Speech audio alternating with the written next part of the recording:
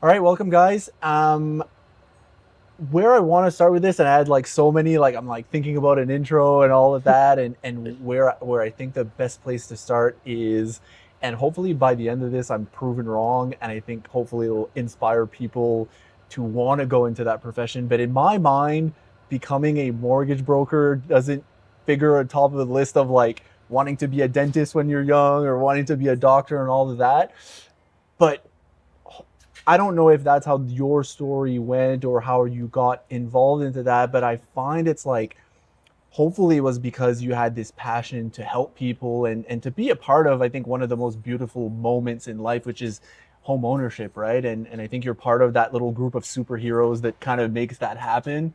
And for a lot of people, maybe the first step, and we talked about it. We had in one of our previous episodes, we had mortgage broker and some real estate agents. But you're early there in the early stages, and you obviously play a big part in that.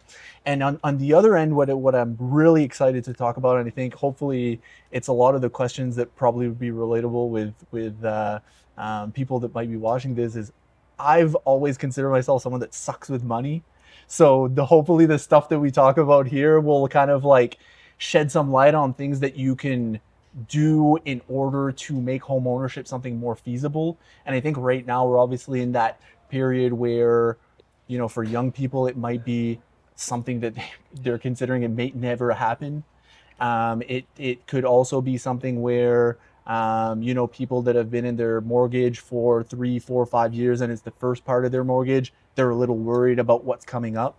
Um, so I think a good place to start is probably like, when we start think about home ownership and we start planning for our first home, or maybe it's, you're dealing with more with multi-unit properties and stuff like that. Um, where do you start? How does that thought process start outside of, hey, I want a house? Like, So for clients, yeah, someone that, I guess first part of your question about how people get into the profession and yeah, stuff. yeah, yeah, So I've always loved helping people, like in general, like communicating with them or just yeah, kind of having that like back and forth, like yeah, yeah, yeah. supporting someone. I've always been good with my money in Okay. general. And actually, we've been in the mortgage. We both work for different companies, Mathieu Yep, and I. yep. Um, People may not know that mortgage brokers actually we're all on the same team. Cool. So, but yeah, so generally, so I started in 2007, Okay. and Mathieu as well was pretty early on, I think. Yeah, 2005. Yeah, Okay, yeah. 2005 as well. I was kind of under a hybrid model, which was Home Loans Canada, which was owned by a bank, but had Okay. different options, I guess, up until 2010. So Right. yeah, just full broker, I guess, in 2010. Yeah, Yeah, Okay, yeah, yeah, yep, okay. yep. We're gonna learn about each other more. yeah. But yeah, so we've been in the industry for a long time. So what we've seen, I say we, but I feel like we're on the same page about it.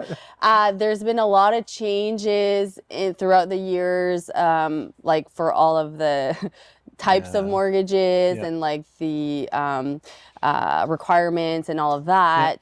that. So someone obviously looking to buy a house today, Yeah. it's different than what I would have said 5 years ago, Okay. 3 years ago, 10 years ago. Right. Right. So I mean, in general, someone that's looking to buy a house, Yeah.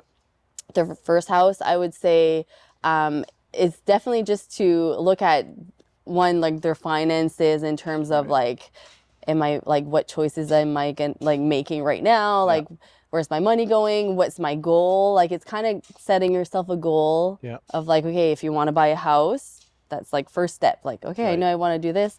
The next step is really just to look closely at where your money's going, because sometimes people, I feel when we talk to them and they tell us, oh, rent's high, or I can't save money because of this. And it's Right. generally, I feel like I've seen it a lot throughout the years where it's like sometimes um, people are a little bit in their own way. So all you need to do is really just kind of get out of there. Usually Yeah. talk to a mortgage professional Yeah. or mortgage broker, Yeah. obviously. Yeah. And I feel like anytime that I like someone reaches out, even if they're not ready Mhm. yet, the information that we can give them in terms of like this is where you're at now, Mhm.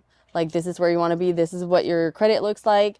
Cool. These are your jobs. This is how much you make. Like, all of the things, we see all of it in one package, basically. Right. So we see the big picture for them. Okay. Most people don't see that all Right. together somewhere. So I feel like when they reach out, even if they're not ready to buy yet, just knowing where they are, Where they stand. where they stand, what it means right now, if they need to do anything to be able to purchase or whatever, just getting the information is literally the first step. Okay. And I feel like people are usually relieved after we talk to them, whether I tell them it looks good or not, or they need to do stuff. People generally are always relieved just knowing the information. So then they have something to work with to do the steps. Because everyone, it's different, right? Sometimes it's like, okay, well, save more money, like for your down payment, concentrate on that, or pay off your car because right now you can't qualify with the car payment, or whatever it may be. Like, I feel like the first step is just deciding you want to eventually get there and talk to whoever it may be that you feel comfortable with. Like, obviously, I like to say mortgage brokers, but if they want to go to their bank and the mortgage person, like, just find someone that you trust and that knows what the right information. Talk to the right person, and I feel like that's always the first step. And Mathieu, do you see kind of the same, right now I think and you could probably talk to us a little bit more where you're currently working more with, but in your experience, have you seen kind of the same trends, or is that the same information that comes from your line? Yeah, absolutely. And I mean, full transparency, it's more difficult to buy a house now than it was 20 years ago. I mean, in 2007, there's one client we did 14 mortgages for, and it was all no money down. So at that time, you could go 40-year amortization, 100% financing, and the more properties that you would buy, the more you would qualify to buy, because it would offset your debt ratio, which now it's not the same. It's not the same as it used to be. The prices are higher. They've gone up significantly since 2019. So it's not going to be a reality for everybody. So they have to be more prepared, I guess, when it comes to either using your RSPs for down payments or different kind of creative ways of having funds from family instead of getting the inheritance when their folks pass. Sometimes, like, I've seen folks giving their inheritance before, so they could actually use it to buy a house instead of waiting until they don't need that money later on in life, right? So, but it is, you have to be more strategic in your goal essentially, and actually working towards it. But one bite at a time type of deal of just when it comes to saving and looking at home ownership. Do you find that, like, a lot of the, like, is it that a lot of people are now not in a good position financially, or is it it's just more difficult for banks to lend to people in general? I think kind of both. Okay. So it got tighter. Everything kind of went from one extreme to the other in terms of the no down payment, the 40 years. And that's changed, right? Oh, yeah. Like, so when I started, we could refinance up to 95% of someone's house value. Crazy. Now it's 80. Okay. So, like, but it kind of went down a little bit at a time, like 95 to 90, 85, 80. So, like, even the refinance stuff too, like, is harder, I guess, to do, but it's harder to qualify right now versus 3-4 years ago because the rates are higher and the prices are higher. Right. So people have, like, their income or the ratios will bring you less. It won't go as far as it used to be when the houses were 150,000. Right. Do you know what I mean? Like, and the rates were 2%. Yeah, and having said that, I mean, we're still in a very fortunate position in Atlantic Canada because the prices are much cheaper than they are compared to the bigger cities, Toronto and Vancouver. So it's still possible, I guess, here versus some of the other areas that you need a significant amount of down payments. Yeah. Like, people are still buying houses. It's just you have to kind of look at all of the options. Like, they might have a co-signer where they might not would have need that a few years ago. Like, there's always ways to, like, when you start looking at everything, like, what are the options? What's your situation? Like, is there someone, like, do you know what I mean? We ask the question. So we kind of go around. Sometimes people sell their cars. Like, I've had people, they just didn't need that big of a car payment, but they went and got that first. and then they realized, okay, actually I could like live with just one car, like if they both have cars, or just buy like an older one that doesn't need payments on. Like, And I think it goes back to having a pre-approval, the importance of it, right? Because some folks just go in and they put an offer without having any idea of what they can get for financing. So, and the process is pretty fast. Once you're going through the motions, you have to be ready for it, right? So, just pre-planning and talking to professionals early. Yeah. Right. Yeah. Right. Yeah. That's true. Do you like now? What I'm wondering is, like when someone has like a co-signer or a situation like that where they need someone to kind of hop on that, like I'm looking from the perspective more of the person that has to co-sign. What's the requirements for them on that aspect? Like how much of a, I guess, hit would it be on what they're doing, right? Does it leverage their finance? Does it put them in a worse position or, well, That's a good question. Yeah. Yeah. You can go. Yeah, sure. Yeah. And obviously it's going to take away some of their purchasing power. So because the banks are going to look at that and say, okay, well, you've got an obligation for a mortgage. So to be able to qualify as a co-signer, and you have to have some disposable income essentially to help offset those requirements. Okay. And there's a difference between a co-signer and a guarantor, depending on if it's a credit issue or if it's a debt ratio issue, essentially. But I mean, it's a conversation that, I mean, you wouldn't want to co-sign for somebody you don't trust. Obviously, like you see a lot of sometimes family helping out their kids and so on, kind of. That's probably the classic getting into one, right? into the home ownership, and then once they have enough equity, or if they've maintained their payments or their that ratio is offsetted later on, they can apply to have the cosigner removed. So it's sometimes a stepping stone to getting into home ownership, and once they've hit a certain threshold, then they can remove the cosigners. So what's the rule of thumb for, like, let's say like person makes X amount of dollars? Is it like a percentage that you're looking to like have as your income that's coming in relation to the debt that you're going to take on? Or it's so like not straightforward because everyone's different with like what the debts they have and the income that comes in, and sometimes if they're self-employed, like there's so many things that and then if they have a mortgage and property taxes already, so there's no, like, I don't know if you have another answer, but like a straightforward percentage, you might have like a. Well, I guess they can't exceed 42% of their gross income for all obligations, but they're using a percentage of the used credit. So if somebody has a line of credit that's not maxed out, there's only a balance on it, they're going to use a percentage of the balance essentially to factor it in the monthly payments. But it's and if you have a high vehicle payments, it's going to directly offset what the mortgage available payment is, I guess. So there's no like easy like, oh, if you make 70,000 it's gonna add this, like there's no like, you can do that, but then there's the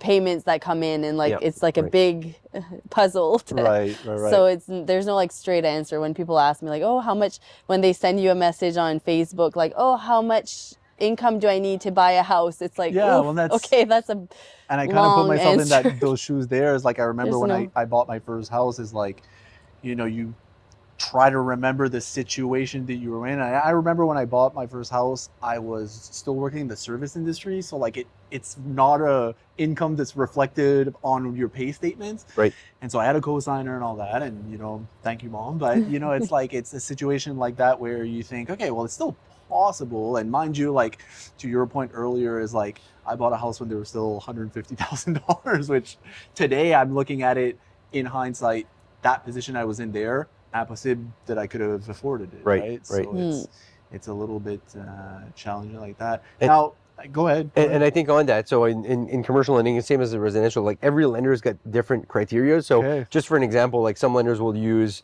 a certain dollar amount for heat, while some of the other ones will use triple the amount in heat, essentially. So some lenders will not use a realistic number. They'll use just a number essentially to offset the heat amount. But when you're looking at $100 versus a $300 payment for heat, when you have to factor that in, it makes a $200 impact on a mortgage payment, which on the flip side will offset the amount that you qualify for. Same on the commercial side. I mean, every lender is a bit different on how they calculate their income approach. So when we're adding more expenses, even though sometimes it's an artificial expense, if somebody's managing their building themselves or whatever, we still have to factor that expense line in there. It's going to affect, but every lender is going to be different in their criteria on how they look at it. Right. Yep.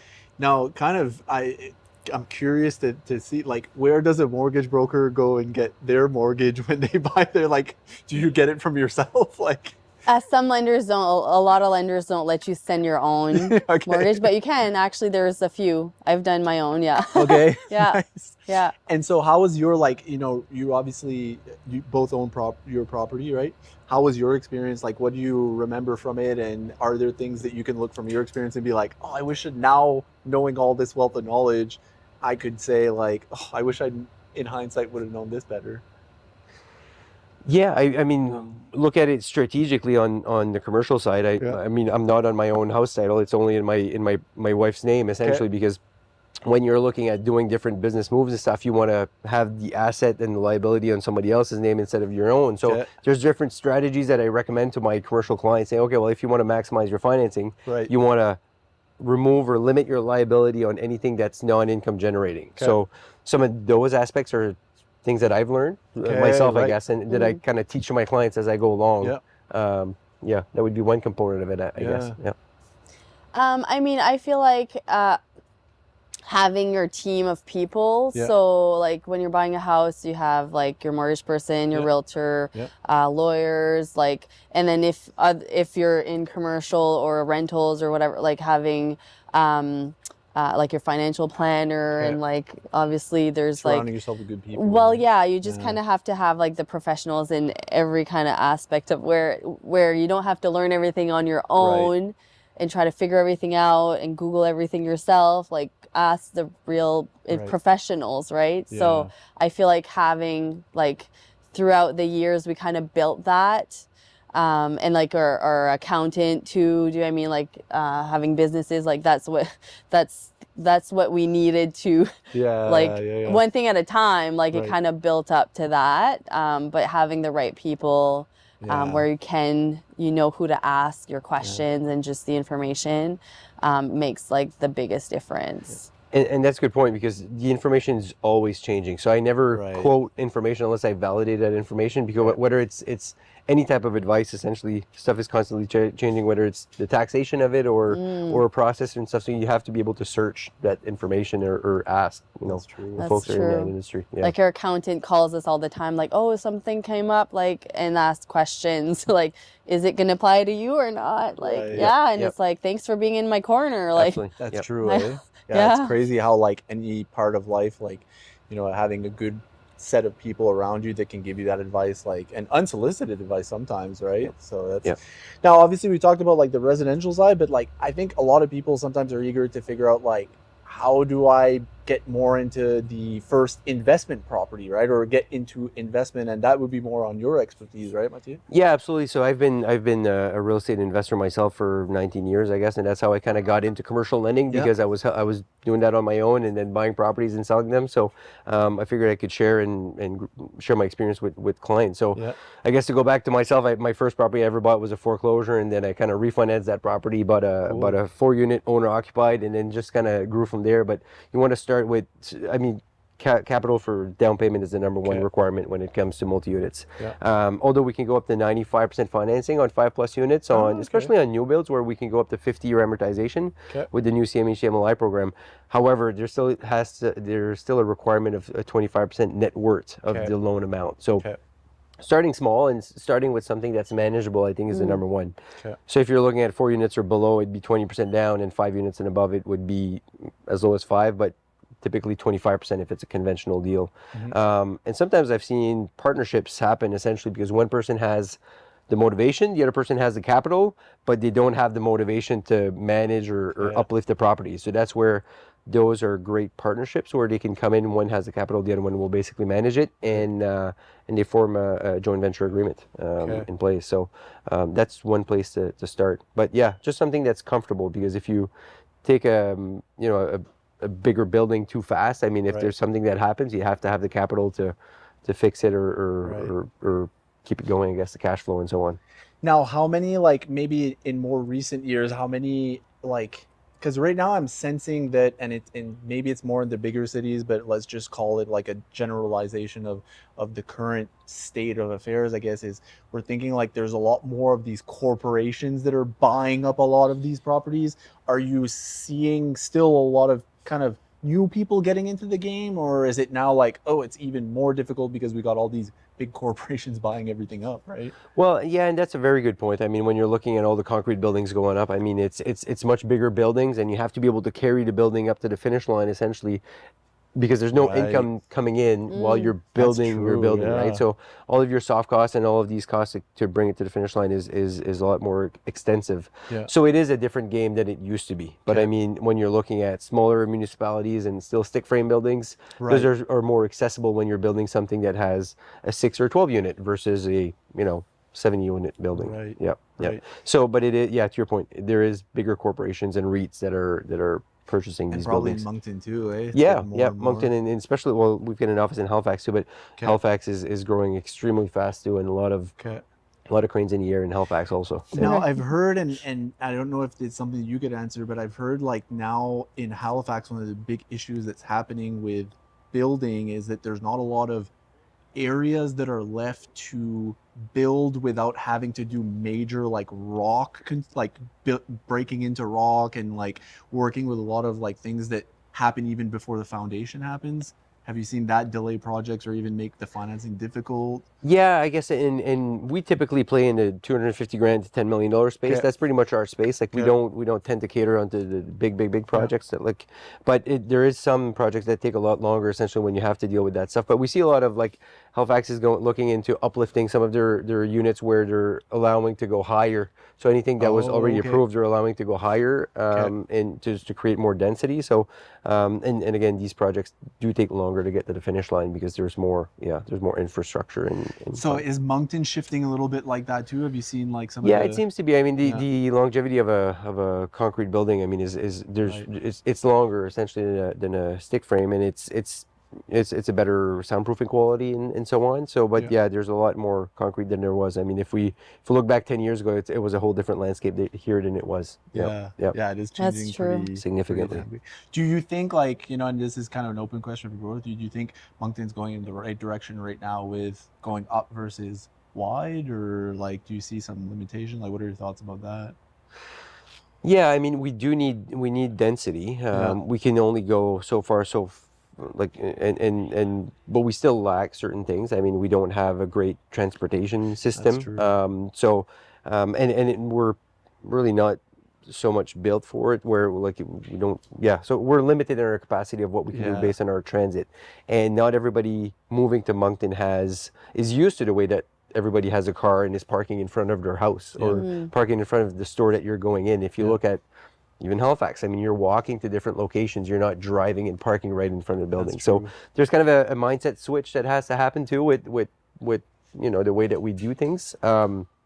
But yeah, there's a transportation gap for sure, essentially. I remember a lot of people like talking on the parking thing is like when they built the Avenir Center is like, oh, you're taking away our parking from the Coliseum, right? And it's like, you go to any big city and it's like the parking in front of a stadium doesn't make any sense. No, absolutely. Yeah, you go to Toronto, Montreal, you're gonna have to walk a certain distance, right? So it's it's part of the growth. What about you? Do you think we're going kind of in the right direction on I mean, it's really not my, it's not where I don't read about that stuff. Yeah, Mathieu's the brains here about that. Yeah, no comments. I guess where we could go with that is more so like on the residential side. Do you think even the builders that are currently like making stuff available, or even what's available for newcomers or anyone getting into the house, do you think Moncton is in like the right state of mind? Like, is it still a good place to kind of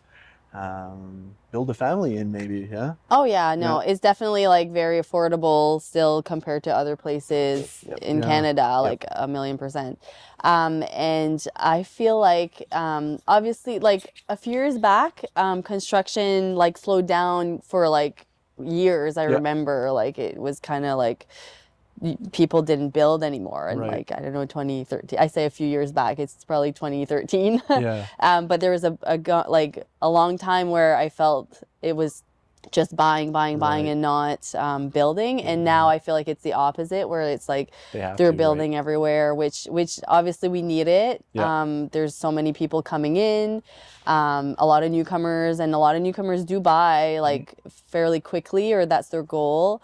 So I feel like it's a good thing that that they're building. You know what I mean? Like, And the types of homes have, like, from your comment essentially of building, they weren't building as much as they are now, and now, I mean, the types of home have changed significantly. I mean, you're looking at more row housing, and it's not just single family dwellings. It's much more diverse in as far as what people want. You know, they just want sometimes a lower price point to get into the market, and they don't necessarily need a single family dwelling with an acre land, an acre of acre lot. Yeah. Nice. We see a lot more of those for sure. Yeah, which is good because it can keep the price. Because semi-detached got really popular. It's true. Yeah. Like 2007, that was our first house, and it was just a split level. I think we paid $113,000. That would never happen. So 2007. Everyone's like, "Where's those properties?"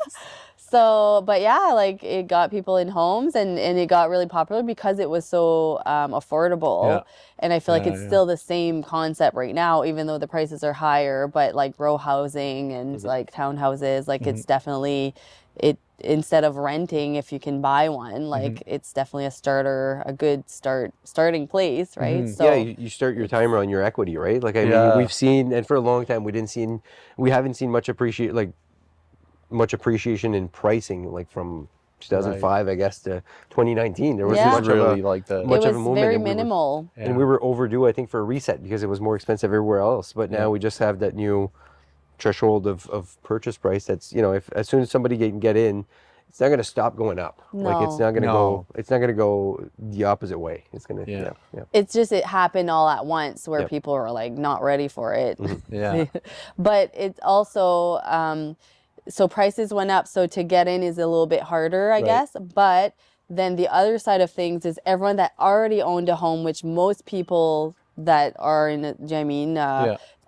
Like here, people buy homes, and always have. So people that already own their home, like do you know what I mean? Like not even a year, like the equity almost like, I don't know, doubled. Like so you remortgage. So there's that other side that people don't talk about. They're always like, oh, the prices are so high, and it's like, okay, but there's also the positives where like your equity in your house is like insane. You don't even realize because you're just paying down your mortgage. So a lot of people don't realize how much equity they're sitting on. So if they were to sell, like their net worth, so it's basically almost like your forced savings account. You don't think about it, but if you sell, like that's in your pocket pretty much. So I think a lot of people need to kind of see that side of things. And let's say like parents are sitting on that much equity and their young adult kids are looking to buy, then they can use their equity to help for the down payment. So it's still like do you know what I mean? It's still, it's a good thing that the prices. And I mean, with that equity, they can probably even look into getting into maybe some multi-units. Absolutely. Yep. 100%.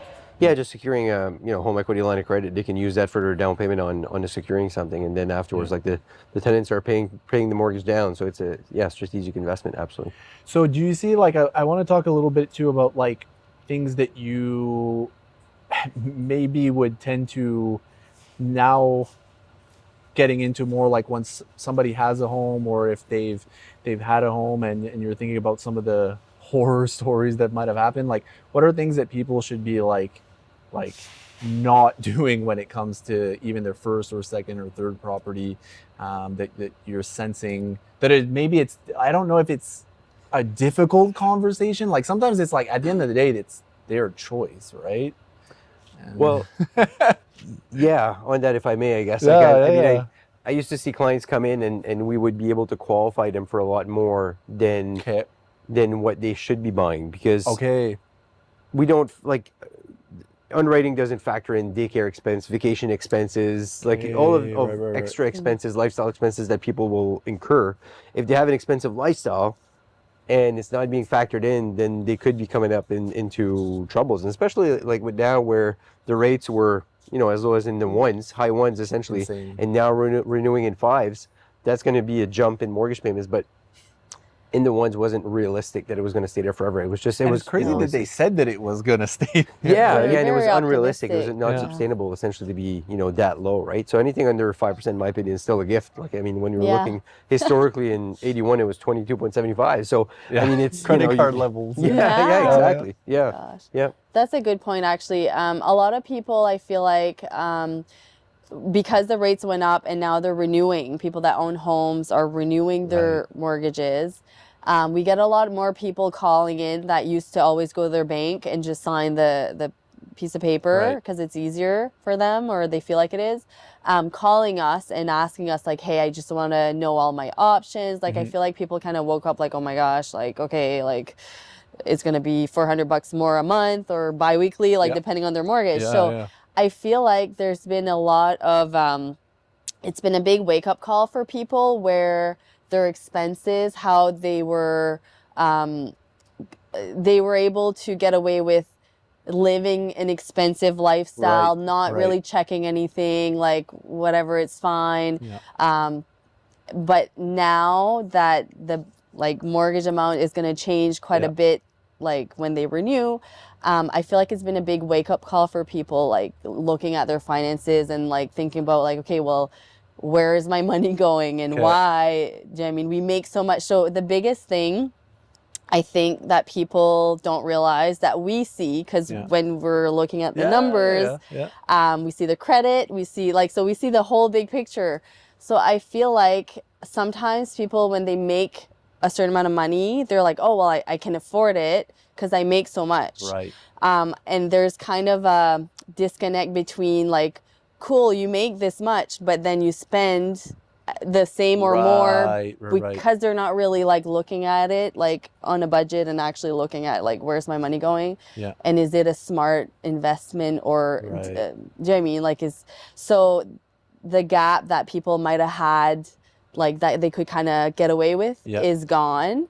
So I feel like it's more transparent to people if they're like they're feeling it now more than ever. And go ahead. And I was looking at an article just a while back, essentially in Toronto, because like these folks they bought at the peak, and now the equity had gone down because the price of the building had gone down. So that now they don't have any equity to be able to refinance or re-amortize or do anything with it. At least here, if they bought in 2020, they should have enough equity now that they can re-amortize back on 25 years or consolidate debt. So that's kind of the beauty of Atlantic Canada, is that the prices have gone up, but it's not the same everywhere in Canada. It's been fluctuating in some parts of the country. Lucky here. Yeah, absolutely. I was gonna say on that, and I think that a lot of cases, and I think the reason why I relate my experience maybe in the earlier stages of not being good with money is that sometimes it's like the keeping up with the Joneses thing, right? You start spending money, and then you in your mind have this assumption that people view you as having to spend that amount of money, and probably in situations where, well, okay, I don't like, maybe my payments were just X amount of dollars right now, and then when I'm gonna have to look back at it, well, it's probably hard to stop the vacation. You know, I have a BMW, maybe I need a RAV4, like, you know what I mean? Not hating on RAV4s there, but I mean, it's... I feel like what we would see often is like, the best example is like, oh, well, we're going to buy a trailer or a camping trailer. We want to go camping. Well, now we need to buy that brand new truck to pull the camper. And then we would see those, like, what's this loan? And then what's that loan? And then what's, like, how many cars or four-wheelers do you have? Do you know what I mean? Like, because you're like, how many loans? Do you know what I mean? So looking at someone's credit bureau, but then when you start talking to them and asking questions, that's kind of where you're like, huh, okay, like, that's interesting. Like, okay. And I feel that the cost of living caught everybody by surprise too, because there's been a significant squeeze in budgets when it comes to grocery bills and everything. And you're looking at gas and all of the just the daily expenses, right? So even if they're not spending as much as they're still just being squeezed by. You still feel it, for sure. Like, everyone definitely has had that squeeze for sure. Yeah, and sometimes it's like, you know, you maybe have to look at the end of the day, you probably need a roof over your head, and that's probably the most important part. But it's like, okay, maybe it's one less vacation next year just for the next, and just kind of wave through that, and maybe look at some of the stuff that, maybe going to Starbucks every single day is maybe not the right decision in terms of where you're going at for the next 5 years, right? And probably some of the times it's like they're probably so insignificant changes that can make such a big difference, right? Sometimes it can be, yeah.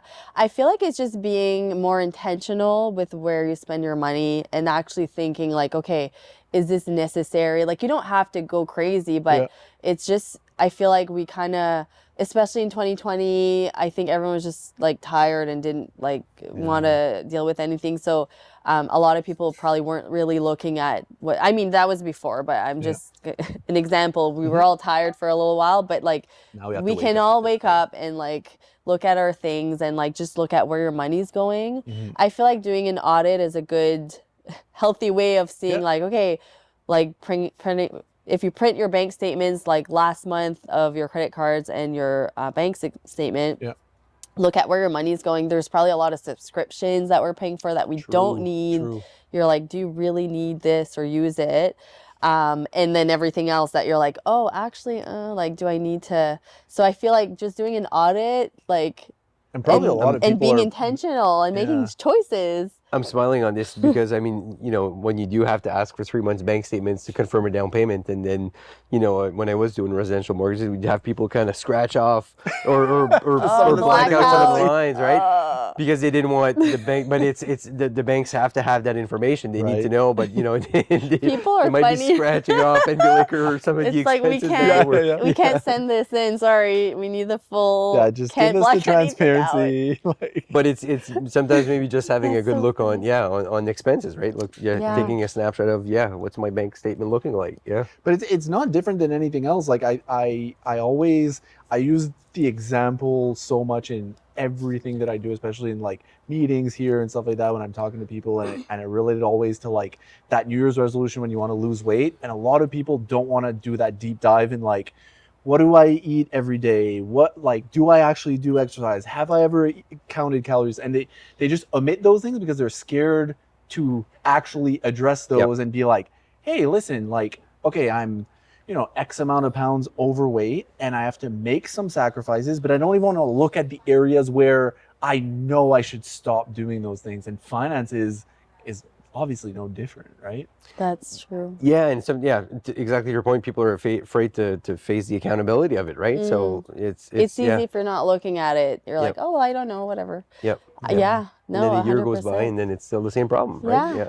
I feel like sometimes it's little things like because example, like we see a lot of people that don't make like that much money per year, but their net worth is like through the roof versus someone that does make a lot. So it doesn't mean, okay, you make more, like you make a certain amount, then you're set. Like it's actually just what you're spending, like your the smaller things. It's not even like, oh, the big things. It's really like small habits that you have throughout your life, the way you think, your mindset about it.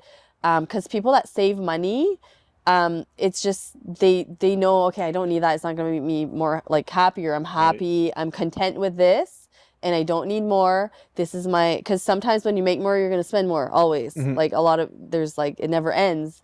So I feel like the people that are like the smartest with money or that are financially free and comfortable are people that are so modest. Like they have, you would think like, okay, they have their old car and like just a small little house, and you're like, oof, like they don't, like people would think, oh, they, do you know what I mean? They wouldn't put them like, wow, they're so good with their money and they have so much.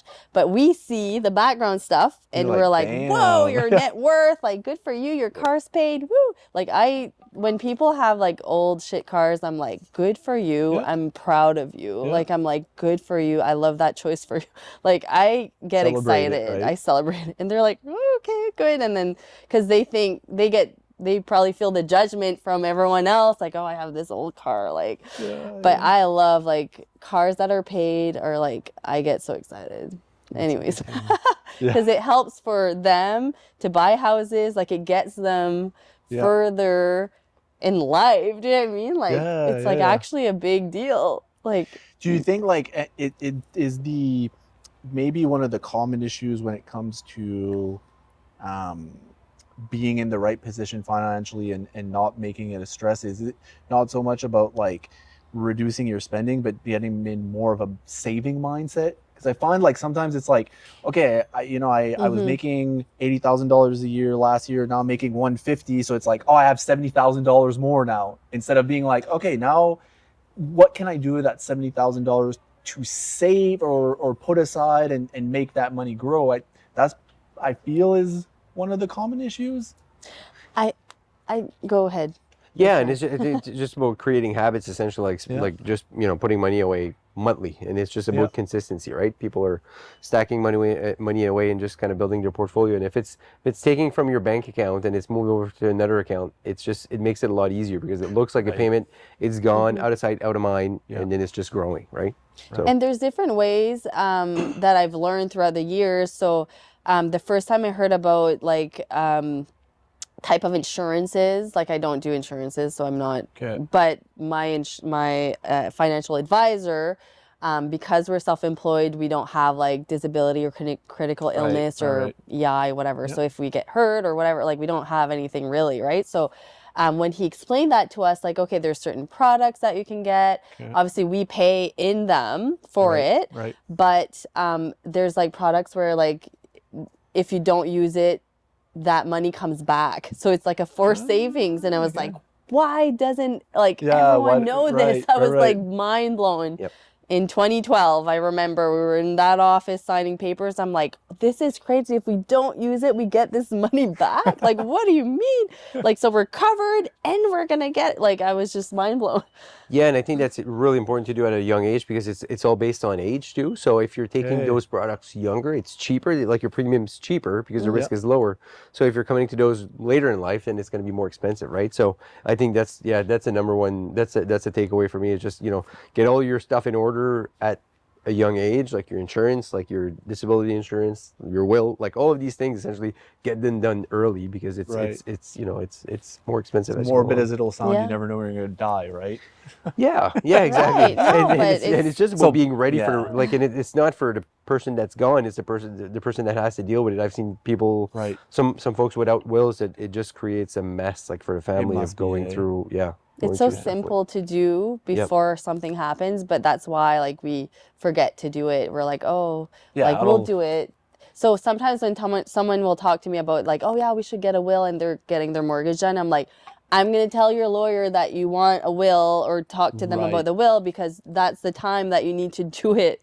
So simple. It's like few pages, you fill that. Like, it's so simple. I think people overcomplicate things or just are scared to ask or find out, put it on the back burner. So and that's a really important conversation too, having with clients on disability insurance and life insurance, because if one of the two applicants pass away essentially and there's half of the household income that's gone, obviously it's going to put a strain, right? So if it's not covered properly, I mean, these are all parts of conversation that a mortgage professional goes through, is to making sure that everybody's covered. Now, I don't know if it's an easy question to answer, but like what do you think a lot of people right now are over leveraged? Like it could be even on the commercial, because I read an article just a couple days ago about a lot of people in Toronto right now having issues with the condos that they bought, and they're losing values, and people are also not renting them, or the Airbnbs are not listing well, or stuff like that. So they're kind of trying to dump stuff because they're over leveraged, right? Are you seeing that? Like, is it a blanket thing right now? Is it something that, sometimes we talk about this bubble about to burst and stuff like that? Like, yeah, I mean, I don't feel that we're in a bubble because there's so many people moving here to Atlantic Canada that we have such a strong immigration in Atlantic Canada. We need housing, and even with all the cranes that are up in the air, there's still not enough, not even close to enough units that are being built currently. So when it comes to, and there's no real true rent control in New Brunswick. Like there's an adjustment that you can apply to the rentalsman to have it deferred if it's beyond a certain amount. But there are challenges. I mean, there are challenges of rising property taxes and the cost of the assessments have gone up, which in return have increased the property taxes. So there are some challenges when it comes to the expenses. It's more expensive to build and so on. But if people want to sell their properties, there's plenty of owners that are looking at buying. So Right. it's still a good balanced market on the commercial side. If you list your multi-unit, it's if gonna it's go priced pretty- right, it's going to move. Yeah. Okay. Yeah. Okay. Yep. So on the residential side, should be like, is there a lot of people that you sense are maybe going to be in a situation that might be a little bit difficult? And is it something that, I guess also like, I think about like the first time home buyer, is it going to create more opportunity, or like, you know, we talked about prices earlier, they're probably not going to go ever down. Like, how does that affect that? I feel like people are making good choices in terms of the mortgages that they're getting. Okay. I think it usually starts with that conversation. Okay. I always ask them how much. I can tell you what your pre-approval is Okay. on paper. Like Yeah. you said, the daycares aren't there, like the Yeah. NB powers or like the actual amount, and like everything else isn't in here. Yeah. So I always ask them like, what is your comfortable budget per month, Okay. without me telling you this number yet. Because and people are usually very well aware, like, okay, I don't want to be house poor. People say that a lot. So I think they're making, for the house, for the mortgage, most people are making, I feel like, a good decision in terms of like being aware of what their monthly payments should stay between, like what their budget would be. So I don't think it's any different than what it was before, like in terms of like, housing wise. So what's a good, like, on the multi-unit side? Like, I know, like, for me, like, I've got a few friends that now that, you know, I'm in mid-30s, and you've got some people that are starting to get into, you know, maybe their second, third, fourth property, and we'll have conversations over, you know, some drinks or stuff like that, and they I'll say, oh, you should, you know, start thinking about those things, and they start talking about, like, you know, like having a strategy and stuff like that. Like, is there anything you can share that, like, you know, is it something that is is there a common strategy that people can start with, that they'd be like, by knowing this, it's like, oh yeah, this makes sense, okay, I'm gonna look more into it? Yeah. So I think the most conversations that we're having right now are around the CMHC MLI Select program, just because of the amount of finance. So because it can go up to 95% financing and up to a 50-year amortization. So, but there's a few different criteria. So it's either there's an energy efficiency component, or an affordability component, or an accessibility. So it's a pointing system that we have to get a certain amount of points to be able to qualify it. So, but the number one challenge for everybody wanting to get into apartments is basically down payment, because the down payment is still required to cover soft costs and the down payment going into it. And you know, if that's a challenge, then starting smaller. And I've seen people getting into duplexes and fourplexes, and then the mortgage goes down, the value goes up, you refinance it or you sell it, and then you move into a bigger transaction afterwards. But and typically, the more units under one roof, the more profitable it will be, because you're sharing the expenses of all the common areas and the snow removal and stuff. So it's more lucrative to have the bigger units, obviously. But it's a great time. I mean, the rates are going down. Well, the rates are cheaper on the multi-res side on CMHC deals than they are on residential. So right now we're booking stuff, like we funded one at 4.44 locked in for 5 years this week. We're pricing stuff in the 4.68 range, but the bigger the transaction, the cheaper the interest rate will be. So having said that, the rates are still, very appealing, under 5%, and on a 50-year amortization, and debt coverage ratio can be lower on these CMHC deals. So that's the number one conversation that we're having right now. But it's easier to use that program on a new build than it is on an existing building. Because there's the criteria is a little bit more relaxed. But it was built essentially from the government of Canada to create more housing. That's the intent of the MLI Select, right? They want to offer more units to the marketplace. And so far, like, when did this start?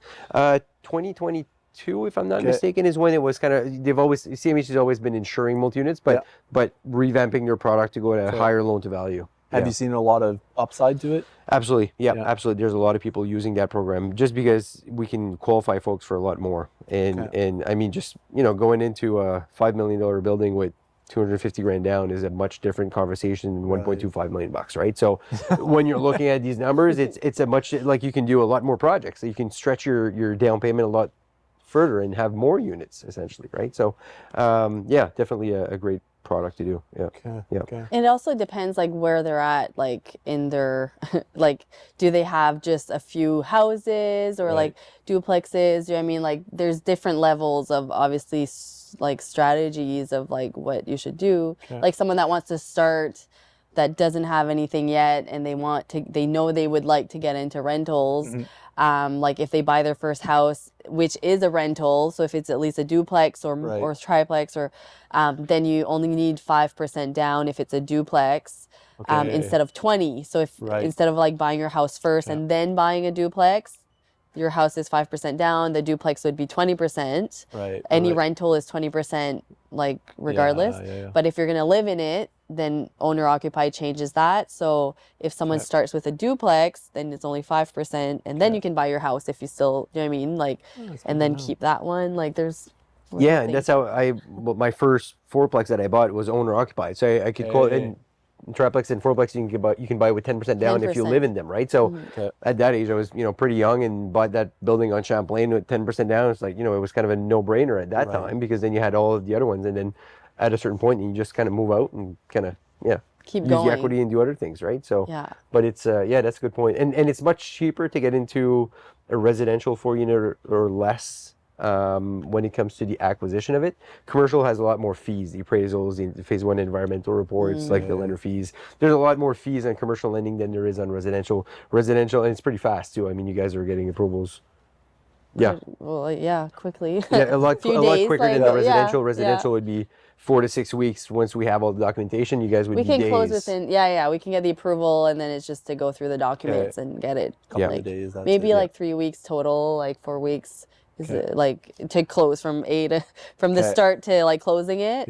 It can get done pretty quickly. And sometimes there'll be a kind of an evolution. People will start off with single family homes or duplexes or fourplexes, and once they reach a certain limit, then they have to organically move to the commercial side because they no longer fit in that qualification of buying. So the thing with buying under residential side is that you have to qualify.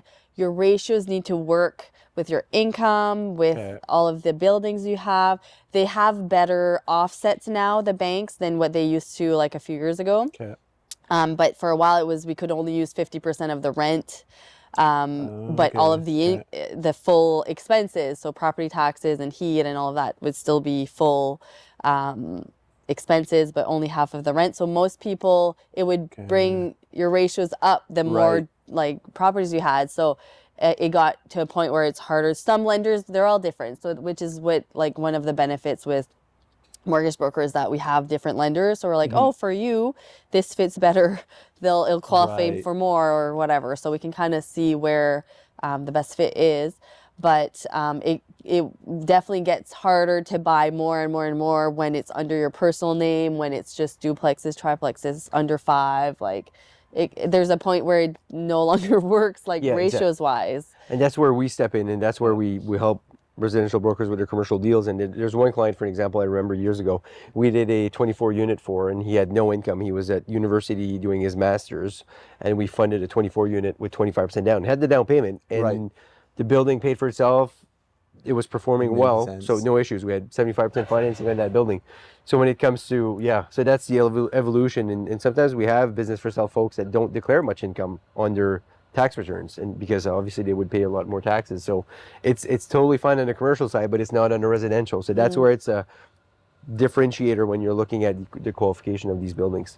So like commercial, they're actually going to look at the building, and if it pays itself, it can qualify if the rest fits with, they have the money and stuff. Residential doesn't work that way at all.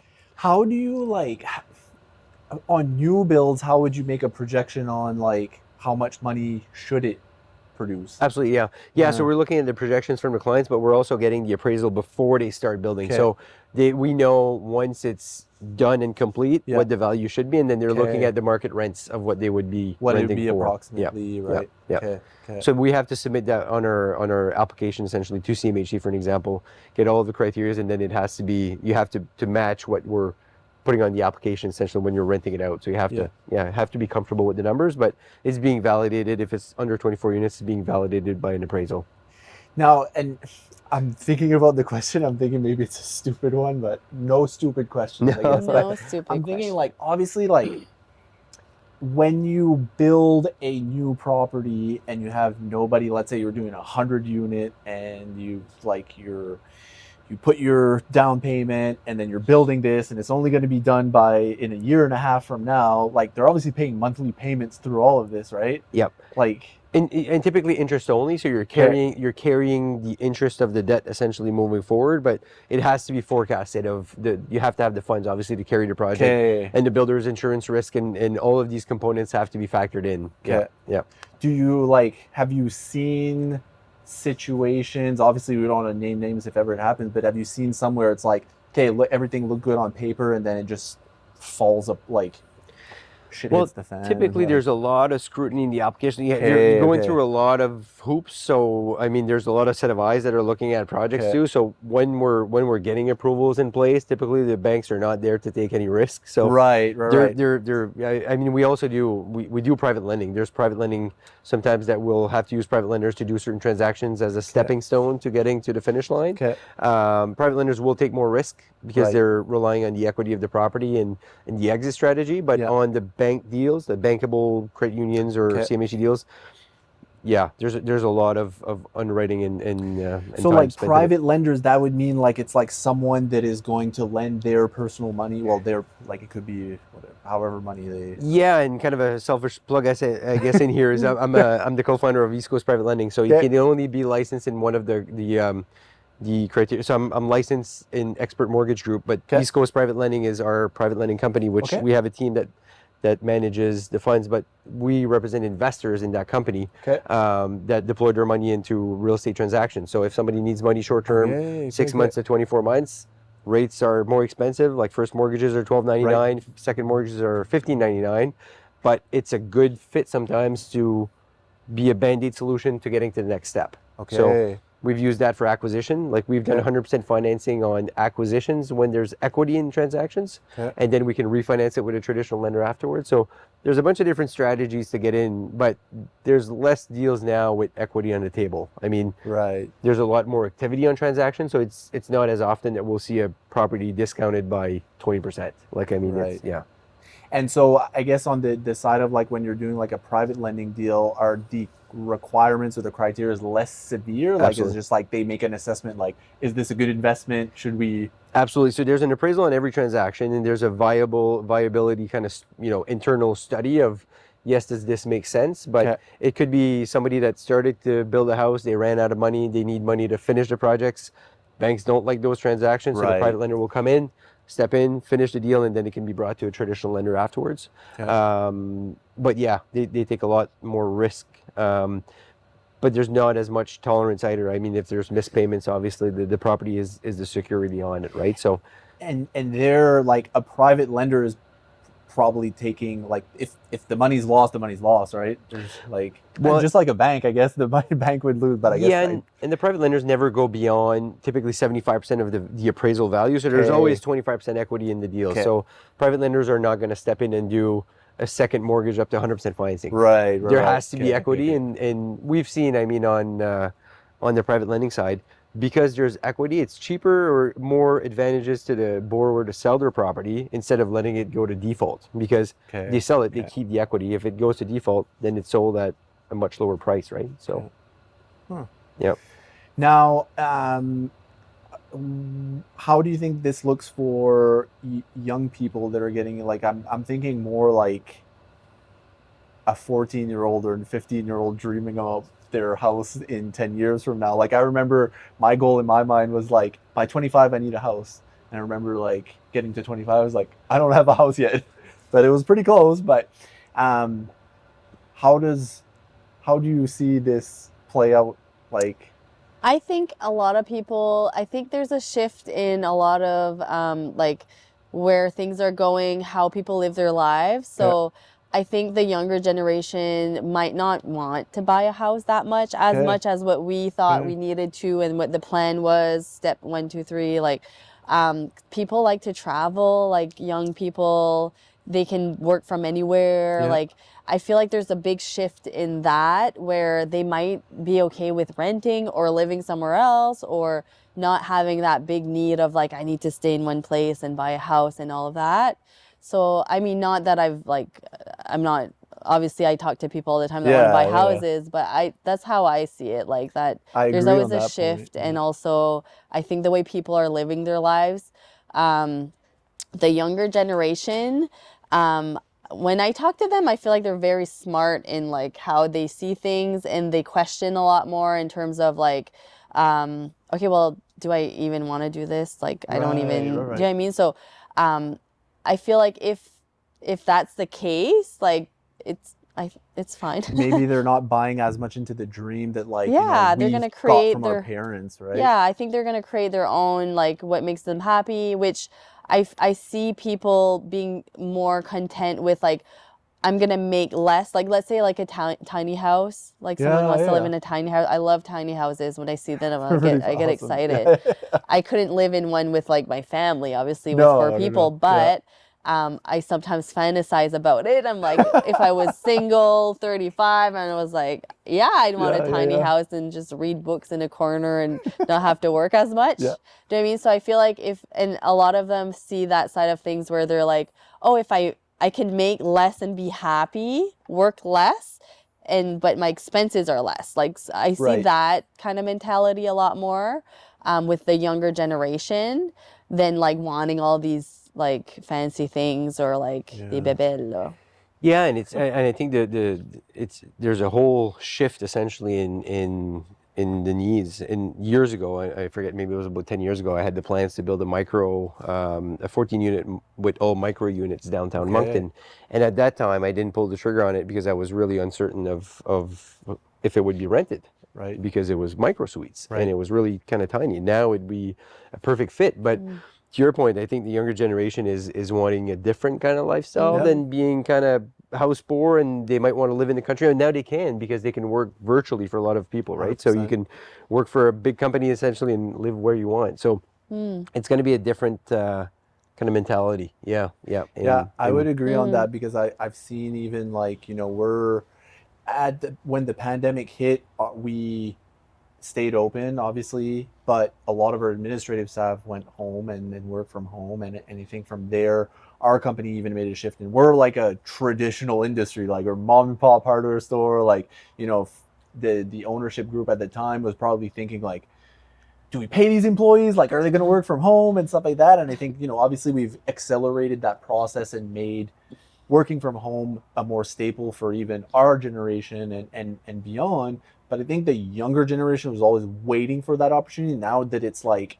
okay, this is like a norm, we've now got that opportunity to not be house poor, not be stuck in a location, not have to work for a company for 25 years and climb the corporate ladder. Like, you see a lot of people now saying like, maybe you should bounce from jobs to job, like a couple of years here and there, if you want to increase your salary, because the old days of staying at a company and starting as a cashier and becoming the CEO is like, it's a pipe dream, right? Right, right. So I'm sensing that, maybe, I don't know if it's buying smaller or even it's like, I don't mind renting.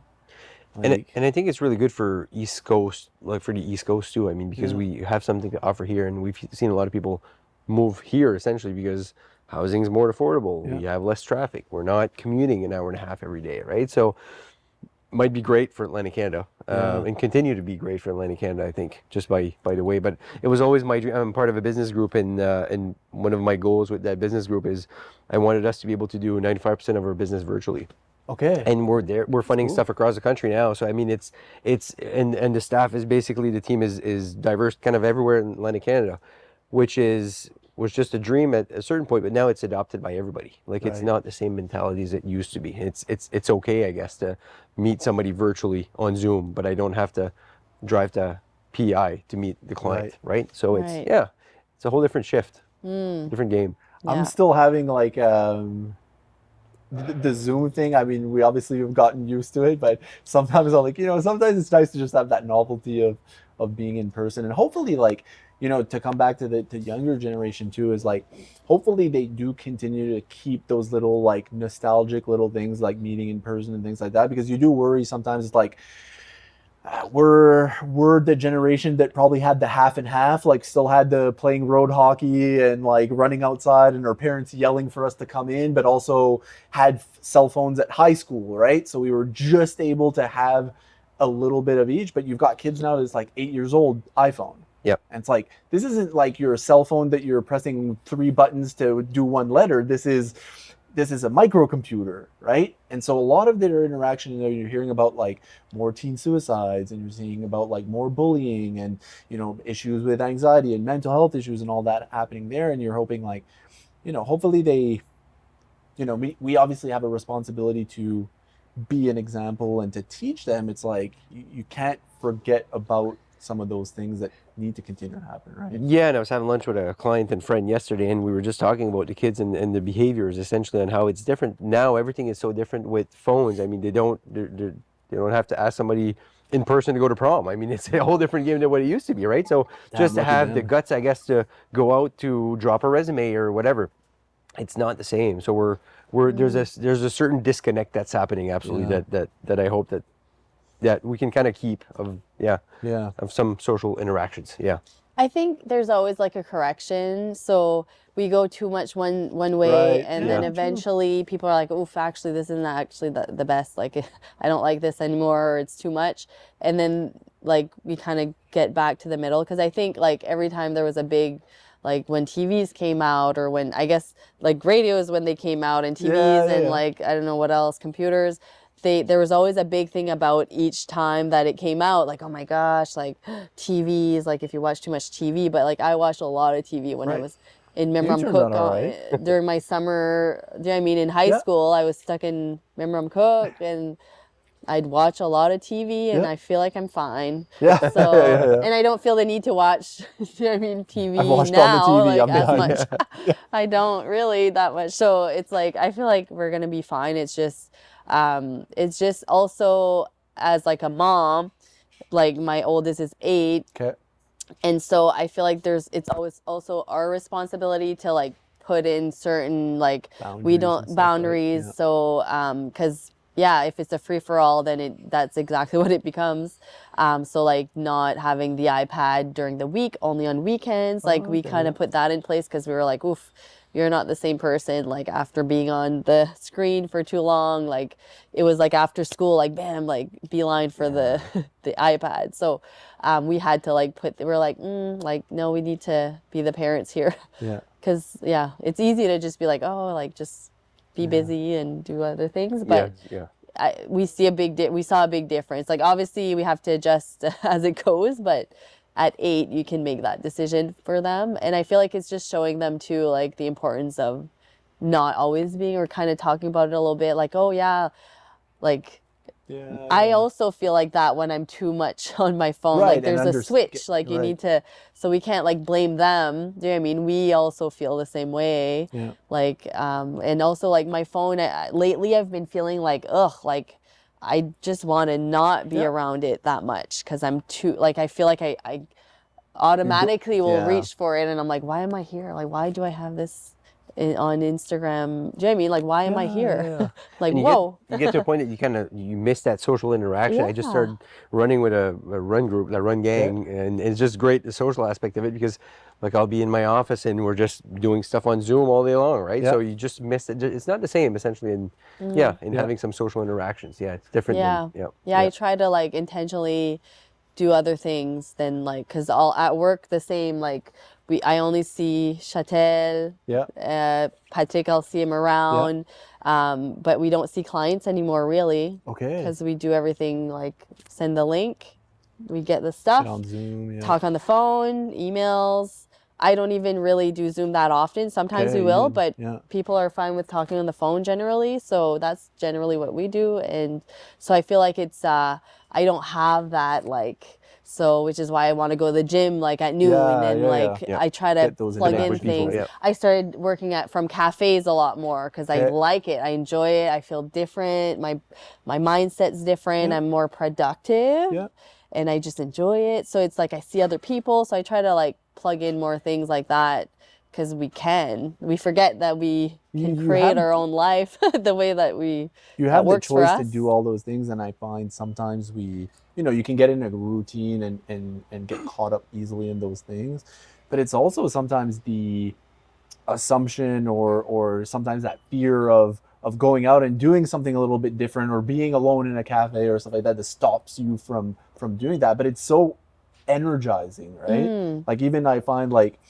some people might be like confused as to me feeling as though being on a podcast at first would have been an awkward thing, because now I love it so much. But this experience here and everything that I do every single episode is something that I leave here being like, I'm still socially drained in a certain way, but I leave like motivated and energized just in general, because these are like, they're thought-provoking, they're engaging, and they're stimulating, and there's something about human interaction like that you have to experience in real life. So this has been like a really great experience to do, right? So I agree. I usually try to finish off with one question, and I think it's a pretty straightforward one, which is one that started off with this intention that, like, hopefully at the end of the day there's some young people, we always say young people, but I also don't want to age it, because I think it's like people that might be on the cusp of like starting their new idea, or like, they're maybe fearful of judgment or stuff like that. But it's like, if you were to like start over, or I will always say it because we make it an age question, is like, what would you tell yourself, your younger self, today, if you were in front of them? Who has it first? I always, when I was in high school, I remember having a hard time figure out what I wanted to do in life, or where I wanted to go next. Okay, I'll talk about that. So, so what I learned from that, which I actually, when I go talk to in schools and stuff, I usually always mention that part of it, is that, it's just kind of taking the first step of like, so usually we have nudges like in life, and we just really need to like bring down the noise from external and really listen to like what we already know about ourselves, because generally there's always like, when you have opportunities in life, so deciding what you want to do, your career path, like anything really, your spouse or your partner in life, I mean, if you don't like your job, you can change it, like any part of your life. I feel like being better at making decisions, and like usually it's like you have something in front of you, and it's either like, it's either like frais ou chaud là. Oui. C'est comme, do I like it? Do I not like it? Like generally there's one or the other more. So I feel like listening to that intuition, right? Yeah, it's really your intuition, your heart, whatever you want to call it. Like, you just need to like really listen to that, and just one thing at a time. Don't have to figure out the whole thing. It's just that first little step. Like for me, I thought I had to go to university because everyone was going, and they're like, oh, you're so smart, your notes are good, like you should go. And I'm like, well, like, I don't know why, like what I would want to go there for. Like, I don't know what I want to do. So for me, when I finally gave myself permission to go to community college because someone else was going, and I was like, good for you. Like, oh my gosh, like I was so happy for him. And I didn't realize that I could do that too. Like for some reason, like I thought I had to do this thing. You're so that, like right? just knowing that and being like, giving myself permission, like, okay, you can, like, it's fine. You can create your own life and make those decisions for yourself. And when I started looking at the book to decide, like then that was speaking way more to me than like the university trying to figure out what it was, all like just codes and whatever. It doesn't tell me what I was going to get from it, but like the other one was like, oh, this really speaks to me, and I was like, oh my gosh, that sounds fun. Like, so just like that first little step of like, oh, am I interested in this, yes or no? Okay. And then it's like you keep going that way without always listening to everyone else. It's like, I love that. I feel like we have too much information right now, information overload. Or we're gonna Google, what should I do with my life, like what are the options, but really if you like shut it all down and you like, well, and it's I think I talked about it on the last podcast, and it's like, a lot of people, it's when you come to like just riding a bike, it's like you can read all the encyclopedias and watch all the videos about riding a bike, but until you actually get on it, you're like You just have to never gonna get try. good at it, right? So Yeah. it's like, do you want to ride a bike? Yeah, okay, just get on it, right? Mm. Might fall the first time, but get back up, right? Mm. So that's really the only way, right? What about you, Matt? Yeah, and I often reflect that this pretty often. I mean, I started off in life and kind of running pretty fast, I guess, from a young age, and went to credit union and just started off as a mortgage broker, and then bought real estate. And at 24, I had 73 units with a couple of buddies, Wow. and then we were moving very fast. But looking back, if I was to redo it, I'd probably take 6 months or a year off and really see what the world has to offer. I mean, spend 6 months in Europe or whatever, because I grew up in a very small town in Rogersville, and I mean, Nice. there's not many careers that you see growing up. So there's a lot of stuff that I didn't know that existed before I kind of went in.